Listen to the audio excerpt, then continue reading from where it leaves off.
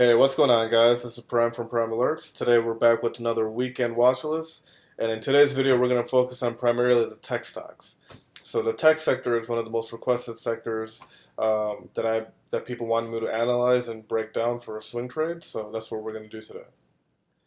So we're going to start off today with Tesla. A lot of people want to know what's going to happen with Tesla. It's been coming down for a while. The market's shaky. The market's extended. So let's zoom in. So here we have Tesla on the daily time frame. As you can see, I've already drawn my trend lines. These purple boxes here are levels of support or supply and demand zones. And right now on Tesla, it's very important right here. If we zoom in on Tesla, you'll see Tesla right now is at 644. And this green line is my 200 SMA. So I got my 200 SMA very close. As you can see on July 15th, Tesla hit the 200 SMA almost and bounced right back up. Went from almost, what's the low of this? Low is 637. So it went from 637 all the way up, hit the 9 SMA at 657. So it jumped about $20. It had the 9 SMA rejection, which was expected because the 9 SMA is crossing the 20 on the downside right here. And whenever things are in a strong downtrend, they typically reject the 9 SMA. So since we got the 9 SMA rejection, and we have this trend line right here going all the way through, I would look for a bounce here for Tesla at around 637 or at 635. Okay, so 637, 635 is where I would look for a bounce on Tesla. If you take a swing trade, if Tesla runs up that day or the prior coming days, then you will see a good return on Tesla if it bounces right there. Keep in mind, we've already had the 9 SMA rejection, and our other indicators like the MACD and the stochastic are telling us that we still got room to come down. So if you're looking for a quick bounce on Tesla, we could see a potential one here at the 200 SMA. Keep in mind, the 200 SMA is the most respected, one of the most respected indicators. 200 SMA, 200 EMA, they're very respected. And hence why we see a lot of price level or price action always hovering around the 200 SMA. And we have stocks bouncing off the 200 SMAs here, as you can see, several times. So that's something to keep in mind for Tesla. Look for that bounce range at the 200 SMA on the daily time frame at around 637, 635. Now, if it breaks below that, I would definitely look to short it because once it breaks that key level of support, which is our 200 SMA and our trend line, now we can see the market reversing a little bit. And we can see it come back down near the bottom of the trend line here, which is around the 600 areas. So that's for Tesla. Next one on the list is ROKU. So let's take a look at ROKU.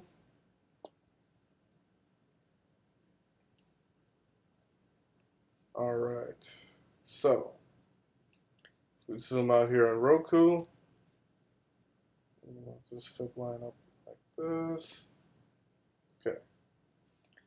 So ROKU's coming down near the 61.80 fib retracement level. It fell underneath the 20 SMA, and look what we're seeing here. We're seeing the 9 SMA, which is that white line, start to cross the 20, which is another indication of a downtrend, which is what we saw in Tesla. So what I would look for here is see, can I draw any trend lines? Can I draw any patterns? Do I see any kind of special movement? Not particularly that strong yet.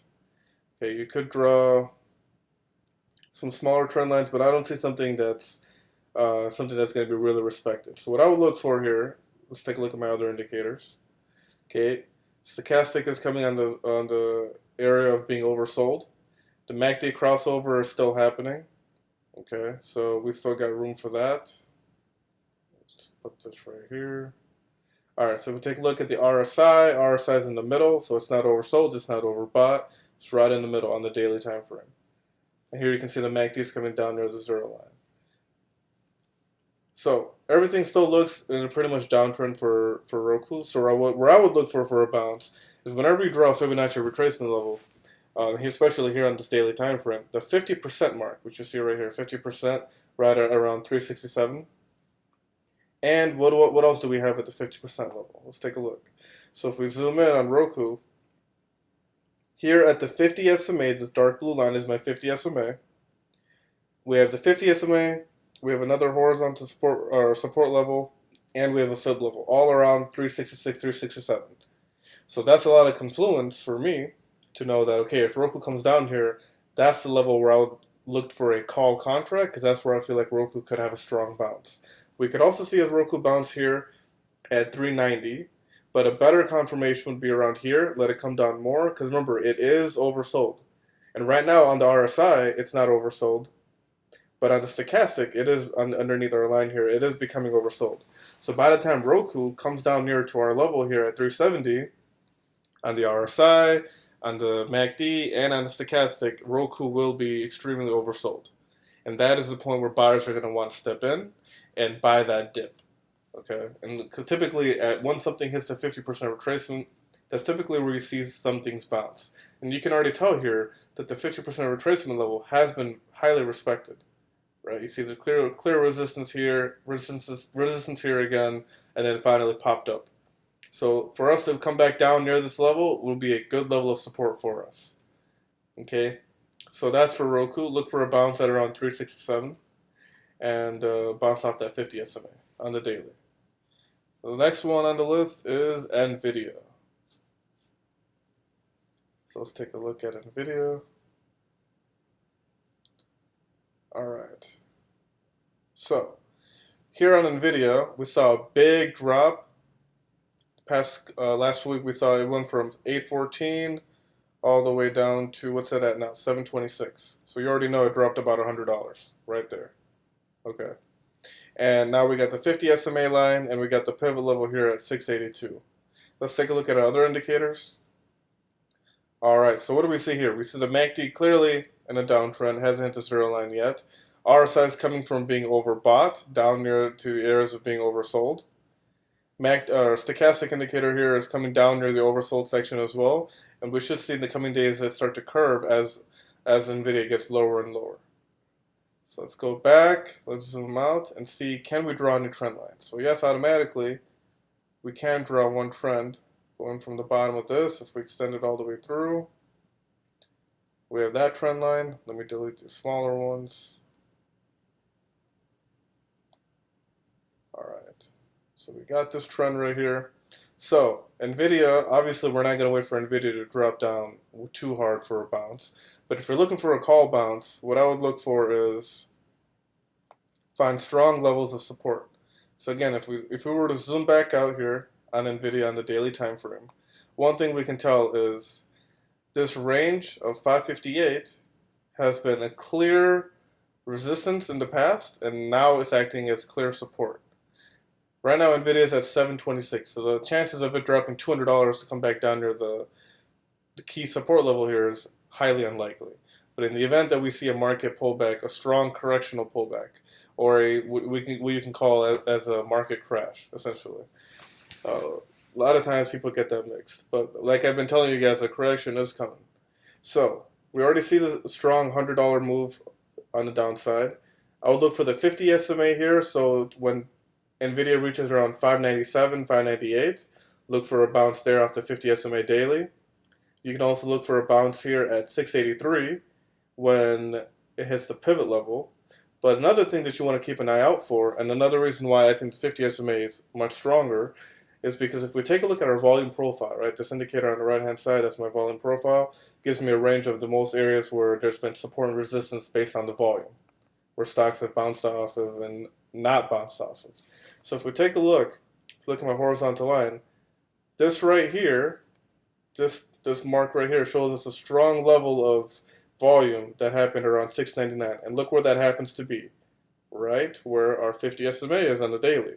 So that gives me strong confluence with multiple indicators that NVIDIA will bounce or has a good chance of bouncing at the 50 SMA daily.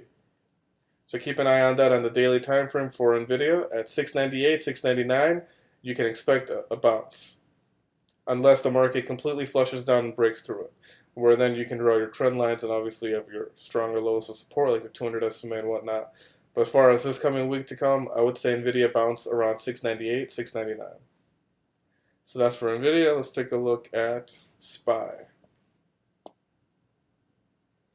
Now I've been doing analysis on SPY for the past 2 watchlist videos, and as you can see again, it's looking pretty clear. So here's SPY on my daily time frame. It's respecting my trend line, as you can see.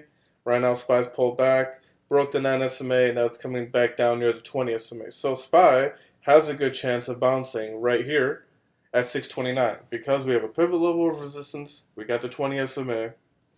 Okay, now let's take a look at our other indicators. The MACD is starting to curve on the downside, which is a bearish indicator.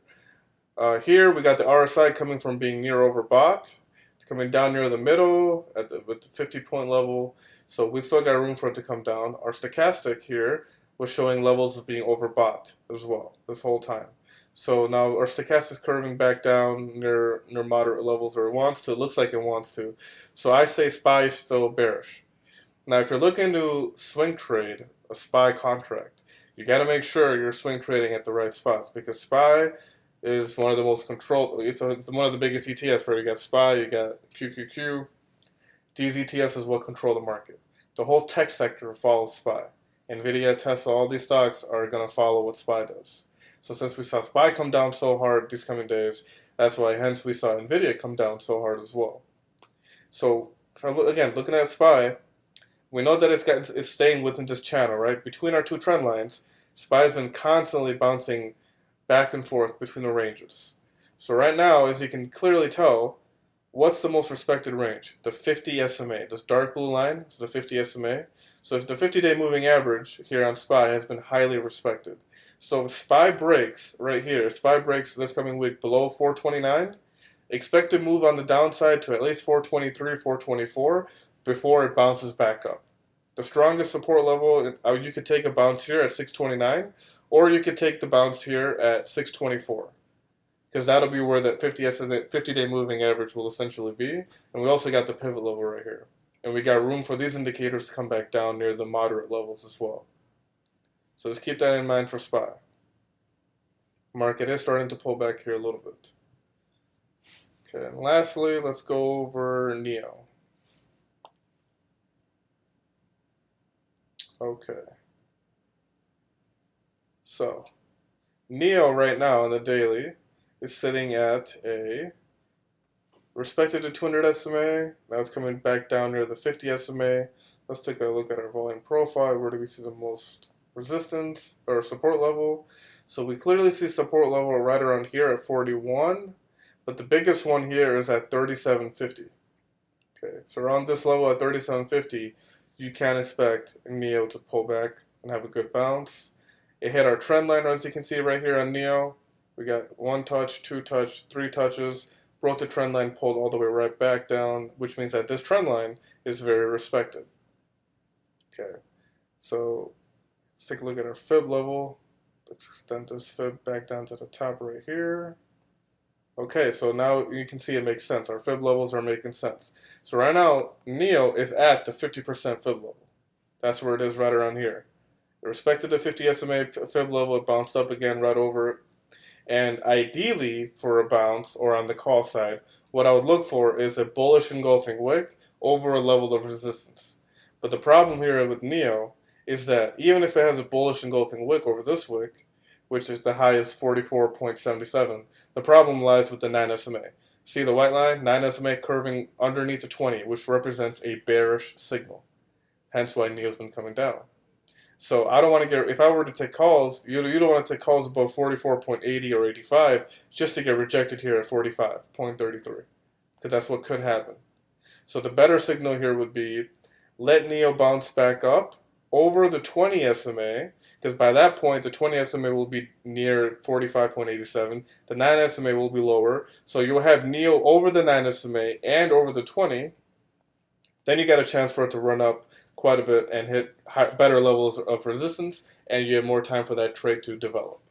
Whereas facing immediate high level of resistance rejection right here at 45.30. Now, as you can see, if we zoom in, it almost hit the 50 SMA, but it didn't hit it quite on the spot, and it could bounce up. So you could take a look this coming week, watch it on the daily time frame, watch NIO on hitting the 50 SMA at 42.12, because we could see another bounce right from here straight back into the zone, or straight back into our levels near the 9 SMA. Okay, so if we go back down,